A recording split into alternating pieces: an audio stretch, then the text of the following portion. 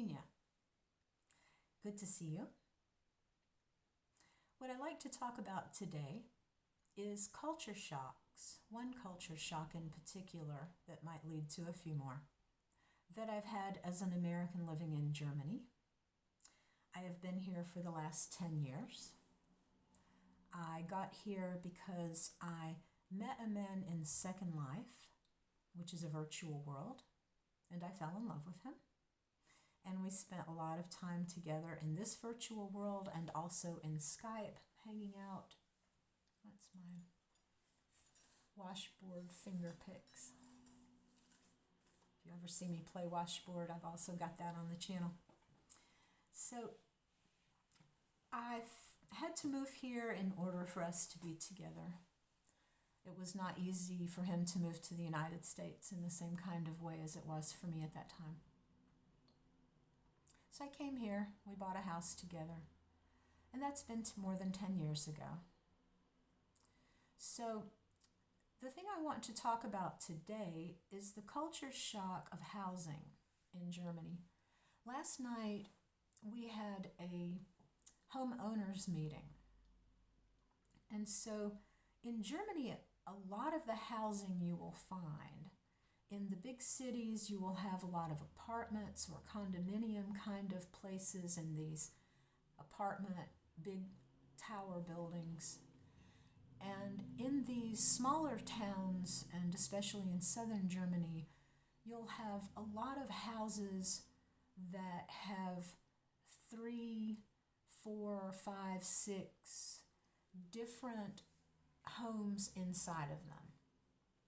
It's sort of like a condominium. It's really, you buy your own place, but you've got neighbors in an apartment kind of way that many Americans like myself are not used to, and we don't expect to have if we're going to buy our own homes. Every day of my life, pretty much, I am woken up by the neighbors who live upstairs, who are all still working and who have highly sensitive children who start screaming and crying between 4:30 in the morning and 7.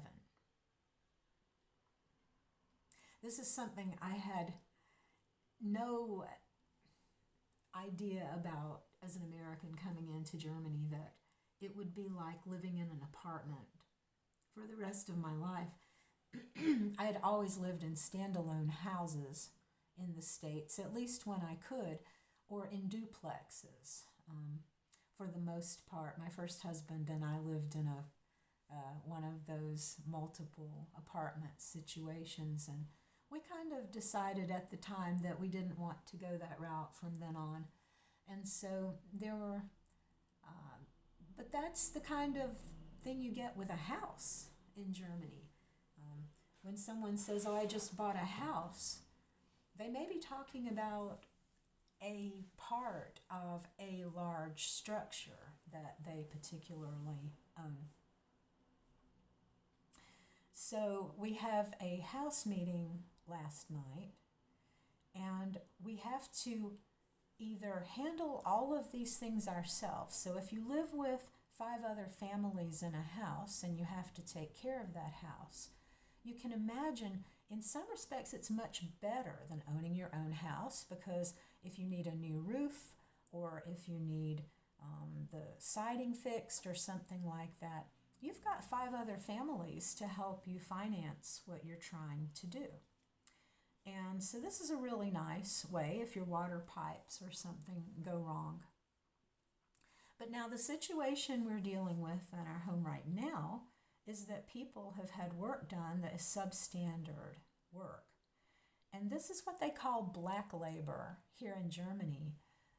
It's illegal to have substandard work done in Germany. You're supposed to have work done by established contractors during contracted work time, which means even if the guy that you know from down the street is qualified to do this kind of job, if you hire him under the table, you're committing a crime in Germany. So this black laborer is a big thing. And even established contractors use people who are not qualified as journeymen. They're supposed to be working their way up a hierarchy in Germany. It's still a very medieval system where you have a master and you have a journeyman, you have the people who are under them, and they're working their way up until they can become masters themselves.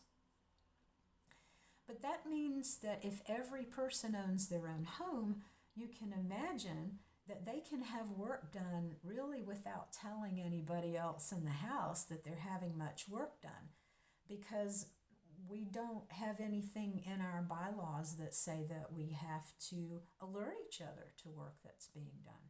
You know, you might have that in your own contract in another German house, but we don't have that in ours. So at the moment, we're dealing with maybe some people who ran a line, and now we have to decide, are we going to help them pay for that? Is everybody going to have to pay for that? Because now apparently other people have moved in since the line was run, and now they're using the line as well. My husband and I don't use it on our side of the house.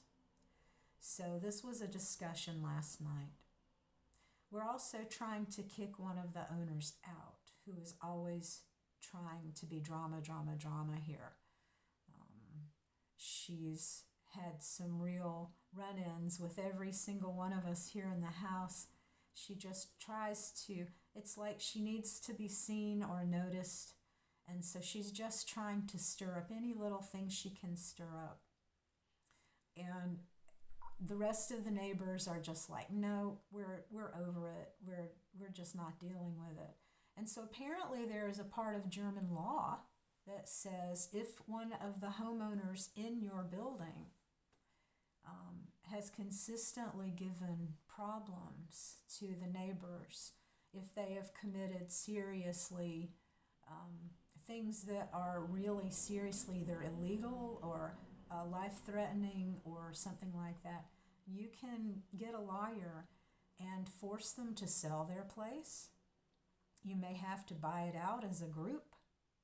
It's very interesting. It's just a whole different thing than I'm used to in the U.S.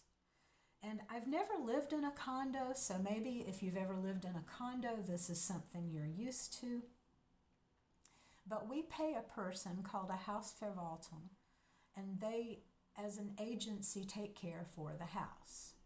That means that they arrange for services that will clean the public spaces. They arrange for services that come and take our bottles and our paper and our recycles out to the curb on the appropriate night. They shovel our driveways and our sidewalks when there is snow. They care for our yard and they mow the grass. They're redoing the balconies. They're having this work done now. But this is sort of an independent agency that works as a home caretaking, and they outsource all of the jobs. And then they hold the house meetings and they do the house governance.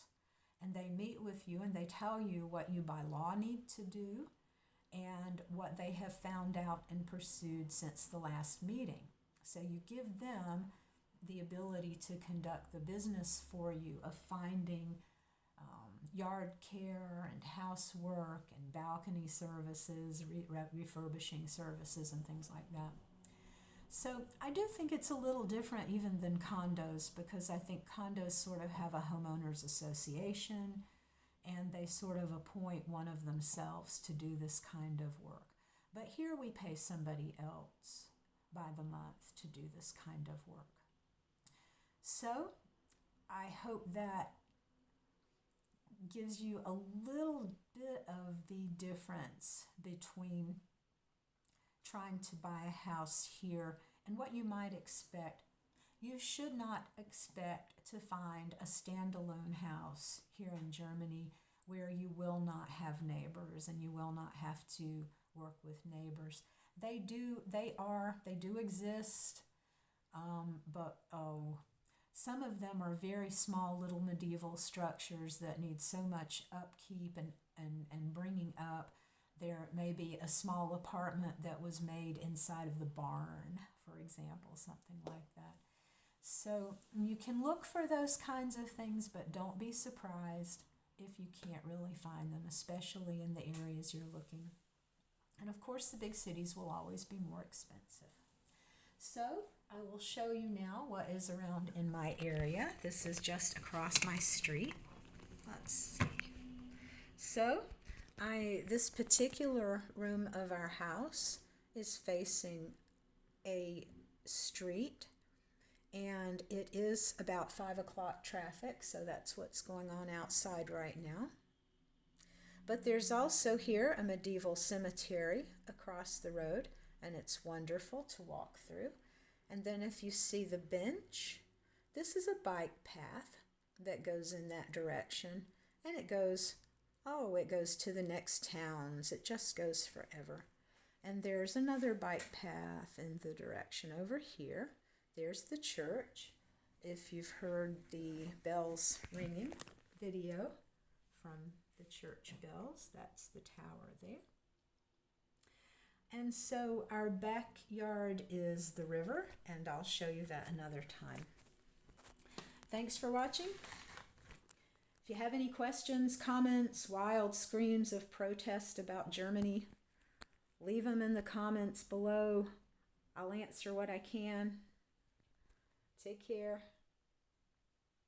This is from my mom. Be free.